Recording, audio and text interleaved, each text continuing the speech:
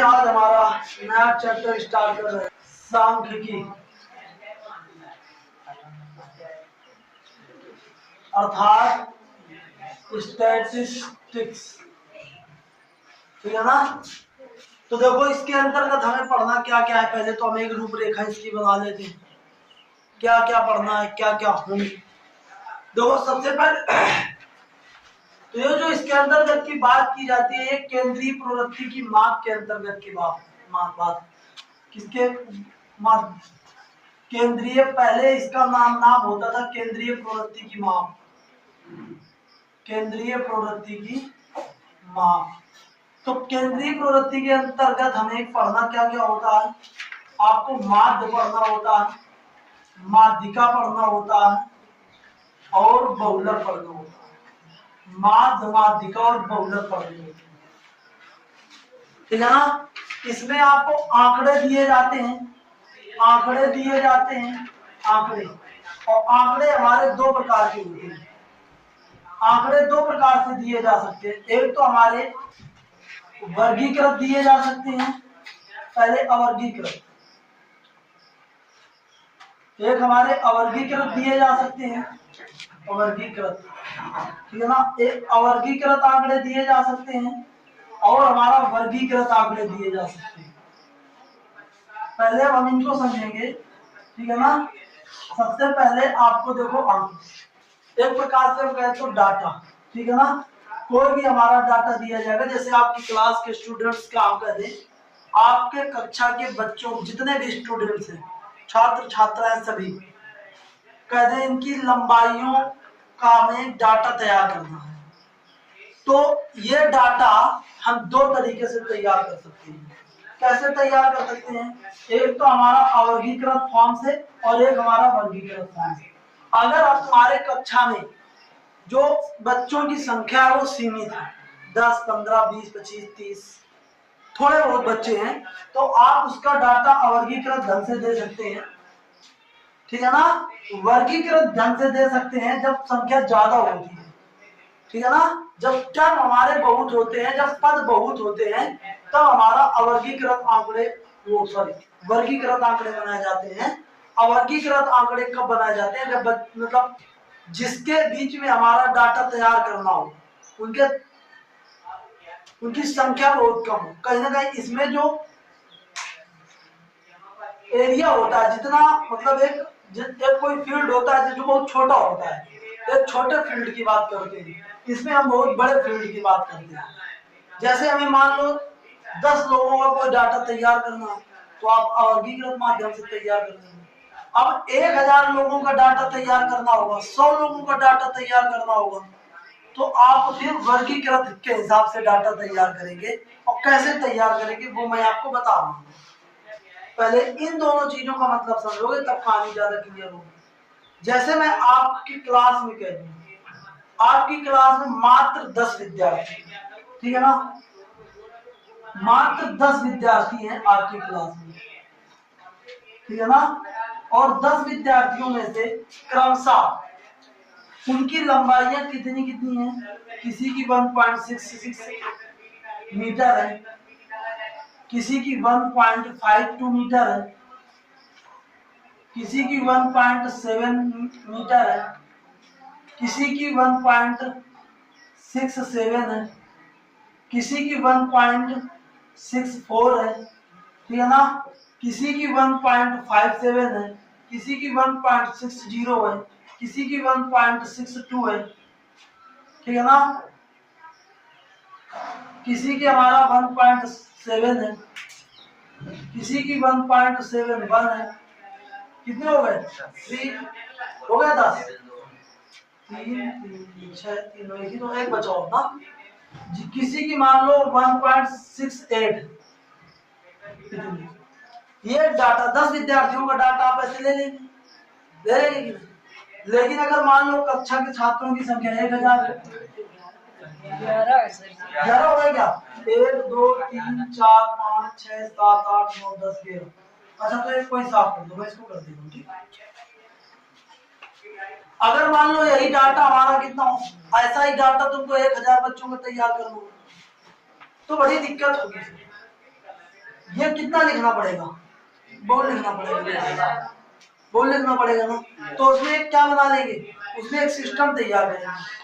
आप सबसे छोटे वाले को पहले पकड़ के लाएंगे, सबसे छोटे वाले को। मान लो जो सबसे छोटा छात्र है आपकी पूरी कक्षा में, सबसे छोटा वाला छात्र है, ठीक है ना, उसको उसकी हाइट को सबसे पहले रख देंगे। वो मान लो 130 मीटर का, 1.30 मीटर का है, सबसे पहले उसको ले आओ। अब फिर आपने एक अनुमान लगाया कि लगभग इसी के इर्द गिर्द है, तो अब क्या कर दोगे, सबसे पहले अब तुम 0.05 सेंटीमीटर का अंतर कराते जाओ ऐसे। ये अंतर तुम्हारा कम हो सकता है या ज्यादा भी हो सकता है, ये अंतर तुम्हारा ऐसे कराते जाओ। मैं कह दूंगी अब तुमको इसके बीच की बात करूंगी, ठीक है ना, फिर इसके बीच की बात करूंगी।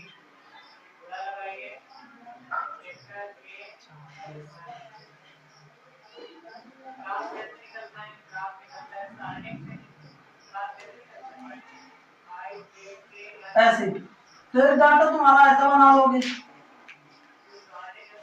एक डाटा ऐसे भी तो बना सकते हो।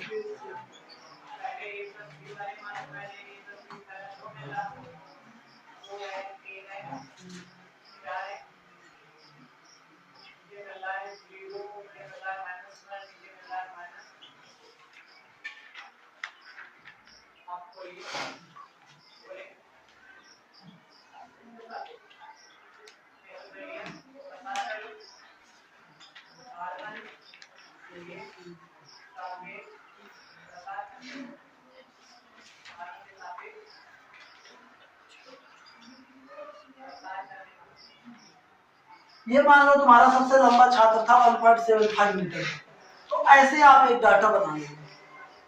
अब 1000 बच्चों का निकालना है, तो आपको ऐसे बनाने में आसानी रहेगी। क्यों? क्योंकि इस मार्ग के बीच के बहुत सारे बच्चे हो सकते हैं, ठीक है ना।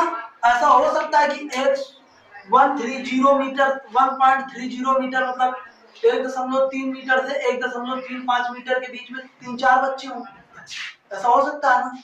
जैसे मैंने मान लिया कि इस बीच में 10 बच्चे हैं, ठीक है ना, ऐसा मैंने मान लिया कि इस बीच में 50 है, ठीक है ना, ऐसा मैंने मान लिया कि इस बीच में 40 है, ठीक है ना, बात समझ गए क्या? अब मैंने ये मान लिया कि इस बीच में हमारा कितना है, 100 है, फिर मैंने मान लिया इस बीच में 200 है, ठीक है ना, मैंने ये मान लिया कि इस बीच में 400 है, मैंने ये मान लिया कि इस बीच में कितने हैं, 100 है, इस बीच में भी मैंने मान लिया कि 150 है, इस बीच में मैंने मान लिया कि 50 है, ठीक है ना।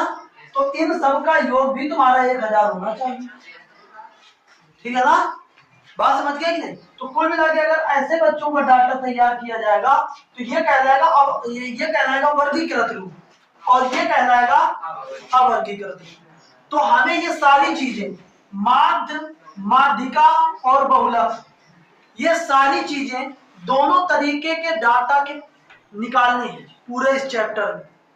पूरे इस चैप्टर का उद्देश्य क्या है, ये हो सकता है जोड़ने में कम ज्यादा हो जाए, मैंने इतना दिमाग नहीं लगाया, थोड़ा बहुत कोशिश करी है, हो सकता है कौन 900 बने 1100 बन जाए। हाँ तो 400 तो इसको भी 50 कर दो, ठीक। हाँ अब 1000 आ जाएगा, देख लेते इसको, ठीक, उससे कोई मतलब नहीं है। लगभग जितने लोगों का डाटा तैयार कर रहे हो उतने ही लोग आने चाहिए, ठीक। ये भी तुम्हें ध्यान देना है कि अगर 1000 लोगों का डाटा तैयार कर रहे हो तो ये सब 1000 आना चाहिए।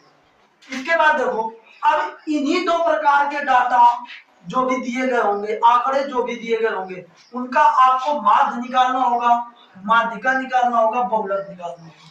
इंग्लिश के में अगर बात करें तो इसको बोलते हैं मीन, और इसको बोलते हैं मीडियम, और इसको बोलते हैं मॉड। मीन, मीडियन और मॉड, ये तीनों चीजें आपको ध्यान देनी है। किसी भी प्रकार के डाटा हो, चाहे अवर्गीकृत हो चाहे आपका वर्गीकृत हो, तो पहले मैं ये तीनों चीजें आपको अवर्गीकृत डाटा का निकालना बता दे रहा हूँ। तीनों चीजें, चाहे आपका माध्य निकालना हो, चाहे आपका माध्यिका निकालना हो, चाहे आपका बहुलक निकालना हो, वो मैं बता रहा हूँ अवर्गीकृत आंकड़ों का, ठीक है ना। तो अवर्गीकृत आंकड़ों का मैं तीनों चीजें आपको एक साथ निकालना बता दे रहा हूं, तो ध्यान देना भैया।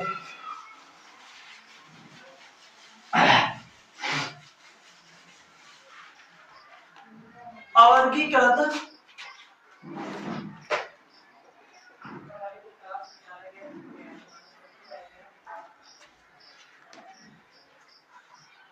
अवर्गीकृत आंकड़े क्या, सबसे पहले देखो माध्य निकालना सीखेंगे, दूसरे नंबर में माध्यिका निकालना सीखेंगे, तीसरे नंबर में हम बहुलक निकालना सीखेंगे, ठीक है ना। तो पहली बात, माध्य क्या है। माध्य क्या होता है, माध्य होता है पदों का योग बटे पदों की संख्या, पदों का योग बटे पदों की संख्या, ठीक है ना। माध्यिका क्या होती है, माध्यिका का मतलब होता है दिए गए पदों में क्रमागत अनुसार, मतलब क्रमानुसार बीचों बीच वाला पद, इसको मैं ये कह सकता हूं बीचों बीच वाला पद, दिए गए आंकड़े में बिल्कुल बीचों बीच की जो संख्या होगी। बहुलक का मतलब होता है सबसे अधिक बार आने वाला, जो सबसे अधिक बार आएगा, ठीक है ना, मतलब जिसकी पुनरावृत्ति अधिक बार हो, सबसे अधिक पुनरावृत्ति जिसकी,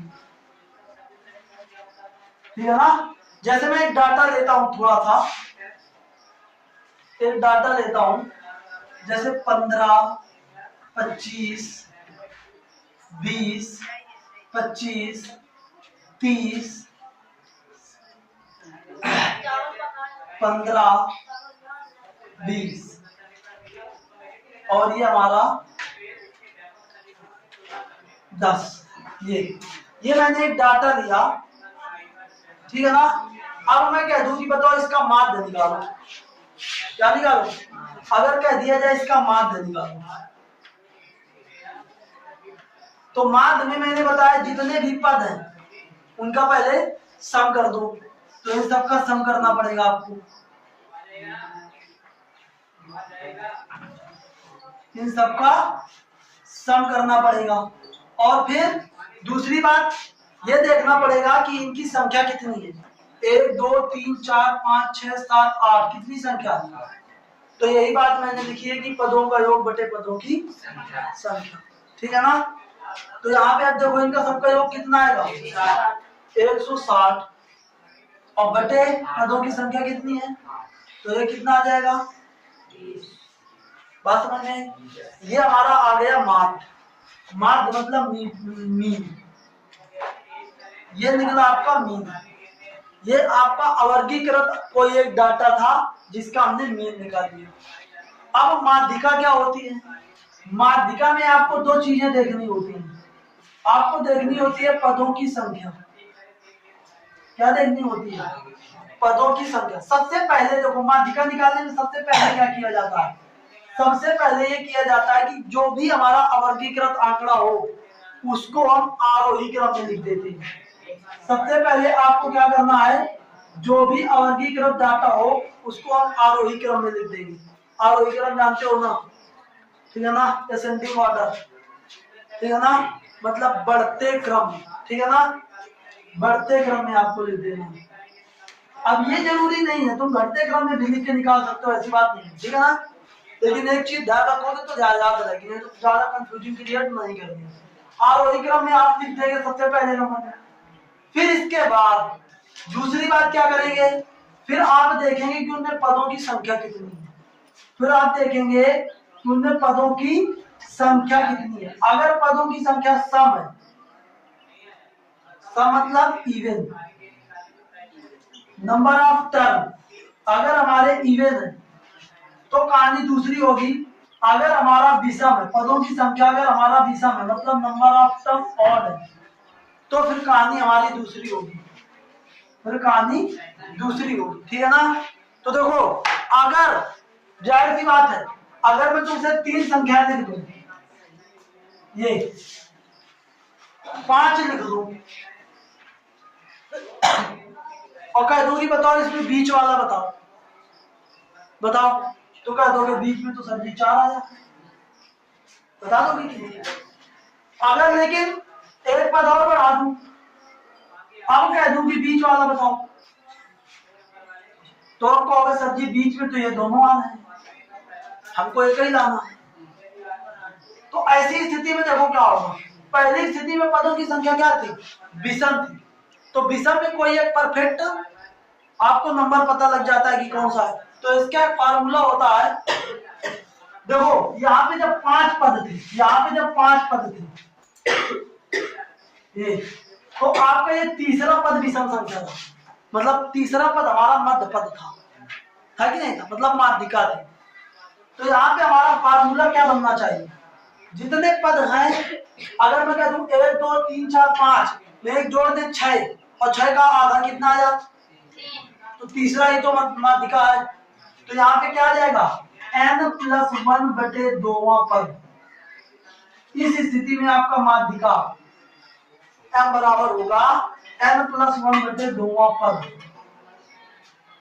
ठीक है ना? बात समझ गए कि नहीं? मतलब अगर पदों की संख्या 5 है, 7 है, 9 है, 11 है, तो क्या करेंगे, n का मान वही रखेंगे, 11 है तो 11 रख देंगे, 11 + 1/2 मतलब 12/2, मतलब छठवां पद इसका माध्यिका हो जाएगा। 13 है तो 13 + 1/2 मतलब 14/2, मतलब 7वां पद मध्य पद हो जाएगा। समझ गए कि नहीं? लेकिन अगर पदों की संख्या सम है तो फिर दिक्कत होगी, जैसे यहाँ पे थी, तो पदों की संख्या में तो ये तो दोनों बीचों बीच में है ना, तो अब जो इनके बीच में होगा वो माध्यिका होगी। तो मतलब कहीं ना कहीं हमको पहले तो ये तीसरा पद और फिर चौथा पद, और तीसरा पद चौथा पद कैसे है, अब पदों की संख्या सम है, तो यहाँ पे देखो 1 2 3 4 5 6 पद है, 6 का आधा 3 और 3 में 1 4, तो यहाँ पे कुल मिला के इस स्थिति में जो माध्यिका m बराबर बनेगा, ये बनेगा n/2वां पद और प्लस n/2 + 1वां पद, और पूरे के फिर बटे में 2 करना पड़ेगा, ठीक है ना? इस स्थिति में हमारा माध्यिका, ये m का मतलब माध्यिका है, ठीक? तो यहाँ पे ये हमारे माध्यिका के फार्मूले आपकी बनेंगे, मैं माध्यिका ही लिख देता हूँ। ये एक माध्यिका का फार्मूला बनेगा, ये एक माध्यिका का फार्मूला बनेगा, ठीक है ना? और ये तो तुमको सीधा सीधा दिखाई देगा ना कि कौन ज्यादा बार आया, बात समझ गए कि नहीं? तो इन्हीं फार्मूले से कहानी बनानी है। तो अब बताओ इस वाले डाटा का माध्य बताओ, वो माध्य तो बता दिया 20, अब इस वाले डाटा की माध्यिका तुमको बतानी है।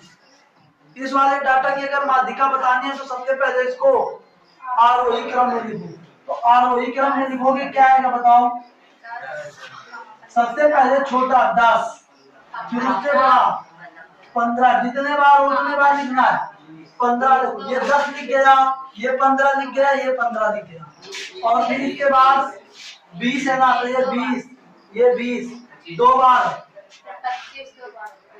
फिर 25 भी 2 बार, 20 2 बार, 20 भी 2 बार है, 25 भी 2 बार है, 30 है कई बार, तो 3 3 6 तो 8, ठीक?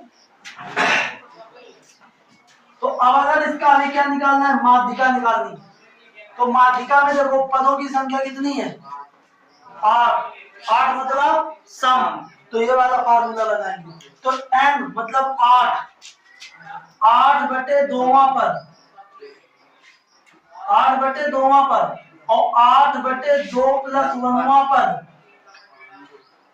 और बटे कितना 2, मतलब चौथा पद, ये इसको काटोगे क्या आएगा 4, तो ये हमारा चौथा पद, ठीक है ना? ये हमारा चौथा पद, और प्लस 5वां पद, इसको काटोगे ये 4 आएगा, 4 में 1, ये हमारा 5वां पद, और बटे कितना 2, तो चौथा पद देखो कितना है, 5वां पद कितना है, दोनों जोड़ दो, और बटे, तो 40 बटे मतलब 20, 20 इसका क्या होगा 20 इसकी क्या हो जाएगी, माध्यिका हो जाएगी। बताओ कोई दिक्कत होगी क्या? 20 इसकी क्या आ जाएगी, माध्यिका आ जाएगी। अब बहुलक क्या होगा, इसमें तो बड़ी समस्या है। हमने कहा जो सबसे ज्यादा बार हो वो बहुलक होता है, इसमें तो बहुत ज्यादा बार है। 15 भी 2 बार है, 12 भी 2 बार है, 25 भी 2 बार है, तो इसके 15, 20 और 25 बहुलक तुम्हारे इनमें से कोई भी हो सकता है, मतलब तीनों होंगे। अगर कभी ऐसा डाटा आ जाए तो बहुलक इसमें तीनों होंगे। हालांकि जब भी बहुलक पूछेगा तुम्हारे स्तर में तो डाटा उसमें ऐसा आएगा कि कोई जैसे इसी में एक 5 और ज्यादा हो जाता, इसमें 25 से 12 और हो जाता, तब बहुलक हमारा कितना आता, तब बहुलक हमारा आता कितना, 25। जो ज्यादा बार होगा वही तुम्हारा क्या कहलाएगा, बहुलक कहलाएगा। बताओ कोई दिक्कत होगी क्या? जो ज्यादा बार होगा वो तुम्हारा बहुलक कहलाएगा, ठीक है ना। माध्य क्या होगा, पदों की योग, पदों का योग बटे पदों की संख्या। माध्यिका की मैंने पूरी कहानी बता दी कि जब सम होगा तब ये फार्मूला, विषम होगा पदों की संख्या तो ये फार्मूला। और बहुलक में आपको देखना है जो सबसे ज्यादा बार आया होगा वही बहुलक। मीन और मीडियन और मॉड, इसको बोलते हैं मॉड, MODE, ठीक है ना। और इसको बोलते हैं मीडियन। और एक फार्मूला होता है, पिछले 2 सालों में सवाल भी इस फार्मूले से पूछ लिए जाते हैं। बहुलक बराबर 3 माध्यिका माइनस 2 माध्य, ठीक है ना। इस फार्मूले से भी सवाल पूछे जाते हैं, ठीक है ना। बहुलक बराबर कभी किसी अगर डाटा का माध्यिका दे दी जाए, माध्य दे दिया जाए, ये सब कुछ ना दिया जाए कि पद क्या है क्या नहीं है, कुछ नहीं, माध्य दे दिया जाए, माध्यिका दे दी जाए, बहुलक निकालना हो तो ये फार्मूला लगाओ। बहुलक दे दिया जाए, माध्यिका दे दी जाए, माध्य मतलब कुल मिला के इन तीनों में कोई 2 दे दिए जाए, एक निकालना हो, डाटा ना दिया जाए तो आप इस फार्मूले का प्रयोग करके निकाल सकते हैं, ठीक है ना। ये चीज ध्यान रखना, ये फार्मूला भी ध्यान रखना, ठीक है ना। ये आज की कहानी हो गई। अब आप चाहें तो जो भी तुम्हारे अभ्यास हो, कुछ भी हो वहां पे, और जितने भी अवर्गीकृत डाटा आए, अवर्गीकृत आंकड़े हैं, उनका आप सब कुछ निकाल सकते हैं, ठीक है ना। चलिए आगे देखेंगे हम नेक्स्ट क्लास में।